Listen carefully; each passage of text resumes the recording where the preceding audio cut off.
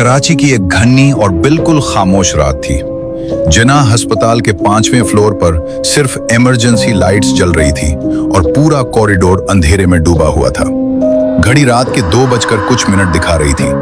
ये वही फ्लोर था जहां सालों पहले आग लगने का एक भयानक वाकया हुआ था और कई मरीज जिंदा जलकर मर गए थे।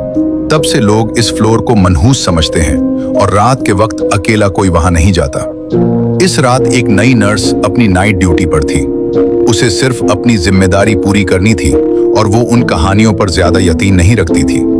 जैसे ही उसने कॉरिडोर में कदम रखा, हुआ अचानक ठंडी हो गई और उसे महसूस हुआ जैसे कोई उसके पीछे चल रहा हो। फिर उसकी नाक तक जलने की बू पहुंची, जो जैसे किसी पुराने हादसे की याद दिला रही हो। अचानक एक खाली आईसीयू रूम के मॉनिटर खुद ब खुद ऑन हो गए, जबकि अंदर कोई मरीज मौजूद नहीं था। दरवाजा धीरे धीरे खुला और बिस्तर पर एक जली हुई शख्सियत का साया नजर आया। इसका जिस्म अस्पताल के गाउन में लिपटा हुआ था, चेहरा पहचान से बाहर था और आंखें खुली हुई थी मगर बिल्कुल बेजान। वो धीमी आवाज में बोला, मुझे अभी डिस्चार्ज नहीं मिला। अगले ही पुल में पूरे फ्लोर की लाइट्स बंद हो गईं। सिर्फ सुर्ख इमरजेंसी लाइट जल रही थी। नर्स की सांस रुक सी गई और फिर एक तेज हवा का झोंका आया। सब कुछ अचानक खत्म हो गया। कमरा धुआं दोबारा खाली था, जैसे वहां कभी कोई था ही नहीं।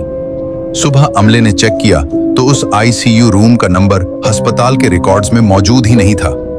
आज भी गार्ड्स कहते हैं कि रात 2 से 3 बजे के दरमियान इस फ्लोर पर कदम चलने की आवाज, जलने की बू और हल्की सरसराहट महसूस होती है। शायद कुछ रूहें अभी भी अपनी फाइल मुकम्मल होने का इंतजार कर रही हैं। इसीलिए जना अस्पताल का 5वां फ्लोर आज भी रात को तन्हा और खामोश रहता है।